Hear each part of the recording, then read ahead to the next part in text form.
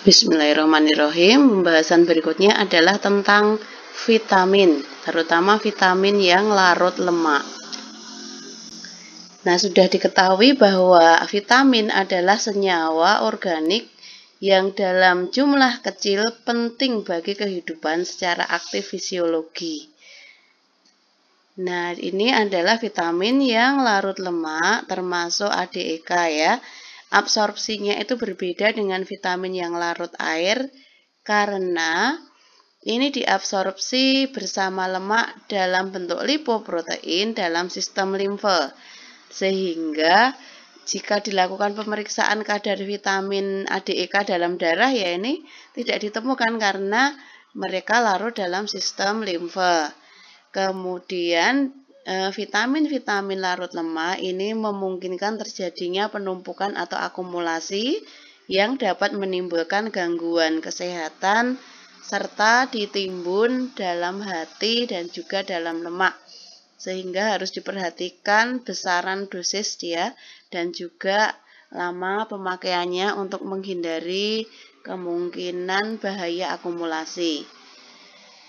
Nah, kebanyakan mereka mempunyai waktu paruh eliminasi yang panjang sehingga menjadi toksik. Nah, ini vitamin A atau retinol atau akseroftol sumbernya gitu ya. Kebanyakan absorpsinya cepat ya. Kebanyakan yang digunakan itu dalam bentuk emulsi OW. Supaya apa ya? Supaya mempercepat absorpsi juga gitu ya, dan juga menutupi rasa tidak nyaman dari bentuk vitamin A ya, yang kemungkinan didapatkan dari sumber minyak ikan dan sebagainya ya. Nah, kemudian ini akan dioksidasi dalam tubuh menjadi retinol, bentuk alkoholnya, dan asam retinoat. Inilah yang kemudian bereaksi ya, merespon pada tubuh, kemudian di metabolisme, kemudian diekskresi. Nah, ini fungsinya, ini sintesis rodopsin, di mana ini fungsinya pada fungsi penglihatan ya. Kemudian fungsi stimulasi RNA di sini terkait dengan ini sel ya. Jadi banyak fungsi, termasuk nanti pada kaitan berikutnya memelihara keutuhan epitel dan mukosa. Kemudian juga perkembangan tulang. Kemudian ini ya, fungsi yang sudah lama dikenal itu pada penglihatan, buta warna. Kemudian yang pengembangan berikutnya dapat digunakan sebagai anti akne. Nah, kalau terjadi defisiensi, terjadi xeroftalmi, gangguan pada mata, hiperkeratosis, ini gangguan pada kulit, kemudian atrofi mukosa. Mukosanya enggak sehat ya, atrofi. Nah, kemudian dosisnya, dosis harian satuannya adalah unit internasional. Kemudian, nah pada megadosis dapat digunakan untuk profilaksis paru, kanker paru, lambung, dan sebagainya gitu ya. Nah, ini tentunya ditentukan dosisnya oleh dokter ya. Karena apa? Karena kalau dosis ini, dosis 100.000, nah ini sekaligus nanti dapat menimbulkan suatu ketoksisan, baik itu pada pencernaan, pada rambut, sendi, dan kelainan darah, dan juga mata. Kenapa kok kelainan darah? Tadi kan juga vitamin A mempengaruhi pada RNA, begitu. Oke, lanjut. Ini sumbernya bisa dari minyak ikan, bisa dari beta karotin yang merupakan zat yang terdapat pada tumbuhan ya, walaupun beta karotin itu merupakan suatu provitamin A, jadi nanti harus dimetabolisme dulu dalam hati. Nah, ini bisa digunakan per oral. Kemudian yang tretinoin ini adalah turunan vitamin A. Ini digunakan sebagai pengobatan jerawat baik bentuk lotion, krim gitu ya. Contohnya mereknya banyak ya. Nanti silakan dilihat di ISO atau MIMS. Ini juga isotrionin, ini turunan vitamin A. Waktu paruhnya cukup lama ya, 15 jam. Jadi pemakaiannya cukup 1 kali sehari dan tidak boleh lebih dari 2 minggu. Nah, ini kontraindikasi bagi wanita hamil atau yang merencanakan untuk mempersiapkan suatu kehamilan. Kenapa? Karena ini T setengahnya panjang dan di samping itu juga bahwa vitamin A itu akan terakumulasi dalam jaringan lemak supaya ada keamanan juga terhadap janin. Kemudian etretinat ini juga turunannya ini merek ya, digunakan dalam pengobatan psoriasis untuk menghambat pembelahan sel, yaitu kaitannya dengan sintesis RNA. Ini untuk pengobatan kulit juga ya, tentunya ini menggunakan resep dokter. Ini contoh aja. Kemudian vitamin berikutnya vitamin D. Sumbernya minyak ikan, mentega. Nah, tetapi metabolisme vitamin D ini untuk menjadi vitamin D yang siap digunakan tubuh itu dibantu metabolismenya dengan sinar ultraviolet, mengatur metabolisme kalsium dan juga fosfat. Jika defisiensi akan menghambat absorpsi atau resorpsi dari kalsium dan fosfat. Nah, berakibat rachitis atau tulang bengkok. Kalau pada kaki ya menjadi bentuk X atau O gitu ya. Kemudian osteomalacia, yaitu lemah, letih, kemudian bungkuk gitu ya. Nah, kemudian juga pada kelainan ginjal itu dapat mengganggu resorpsi kalsium dan fosfor. Pemilihannya pada gangguan fungsi ginjal, pilih kalsitriol atau alfa-kalsidol karena efeknya lebih cepat daripada D1, D2 dan D3. Maaf ya. Nah, karena jika menggunakan D2 dan D3 ini harus diubah dulu, dimetabolisme dulu menjadi kalsitriol dan alfa-kalsidol. Nah, mereka ini bentuk yang aktif. Karena perubahan menjadi kalsitriol ini melibatkan fungsi ginjal sehingga jika ginjalnya terganggu, nah pilih saja yang kalsitriol. Nah, ini pada hipoparatiroid.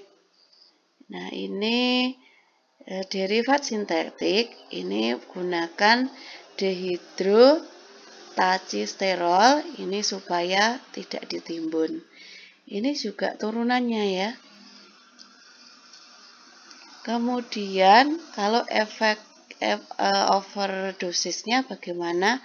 Justru terjadi resorpsi kalsium dari usus dan demineralisasi rangka. Jadi kalau kelebihan vitamin D dari asupan suplemen gitu ya, justru nanti akan mengambil kalsium itu dari rangka. Kemudian kalsium darahnya akan meningkat, lalu terendap sebagai kalsium fosfat di ginjal, begitu. Ya, menjadi endapan kalsium di ginjal.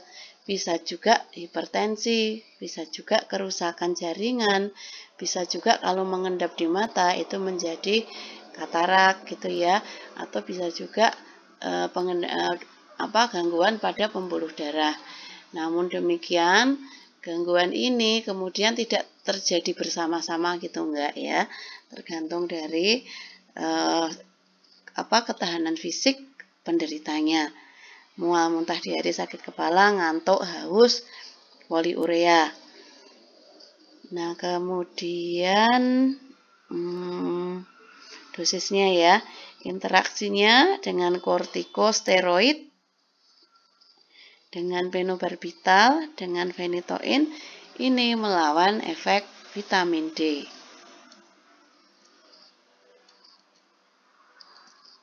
Kemudian vitamin E, sumbernya, nah ini yang bentuk kimia, sumbernya dari nabati atau hewan ya. Bentuknya, struktur kimianya ada alfa, beta, gamma, delta. Kemudian bentuk alfa ini aktivitasnya paling besar.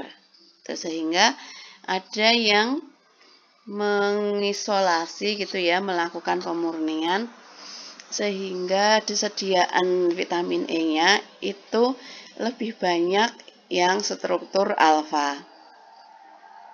Ini sering digunakan pada megadosis ya untuk gangguan angina, artrosis, neuralgia, hiperkolesterolemia, dan juga penyakit kulit. Ya, jadi vitamin E itu tidak hanya seperti iklannya itu ya, itu kan seolah-olah digunakan untuk anti aging gitu ya, untuk mencegah aging ya.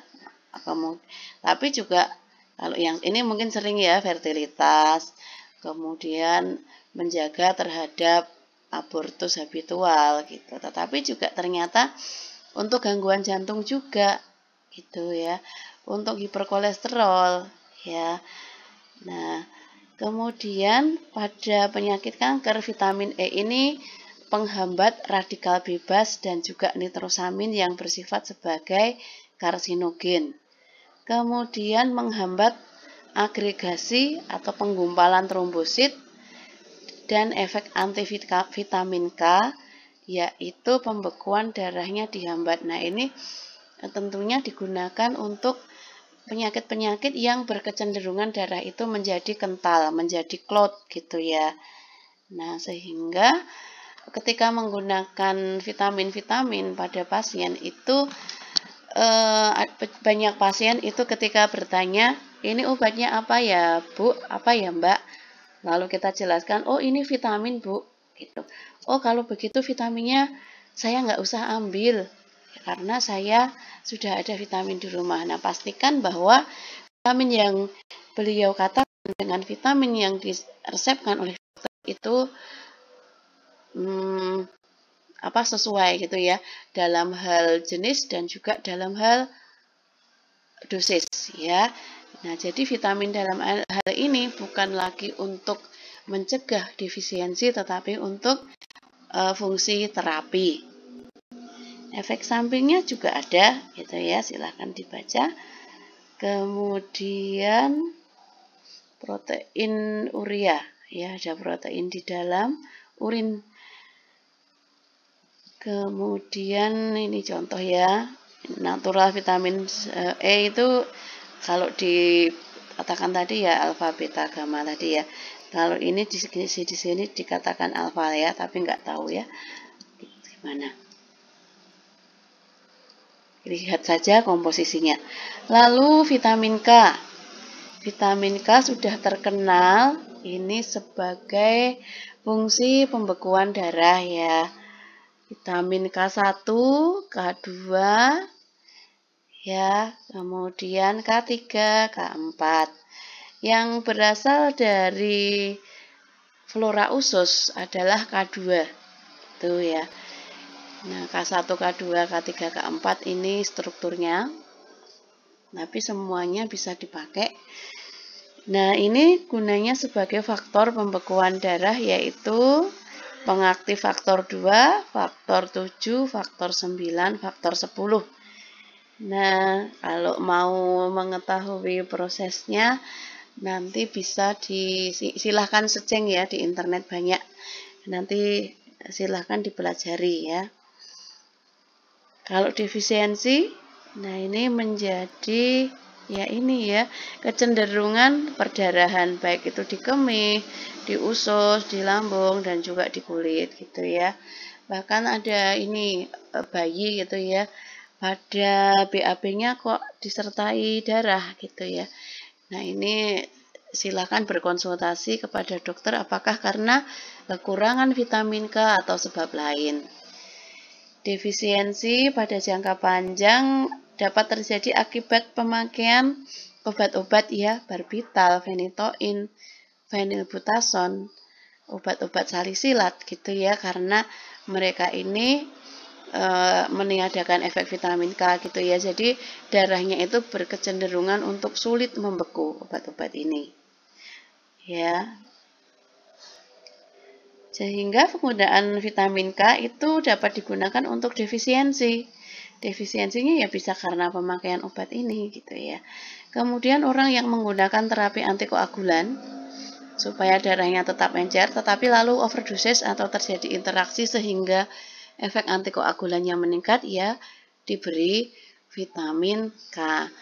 Profilaksis pada neonatus.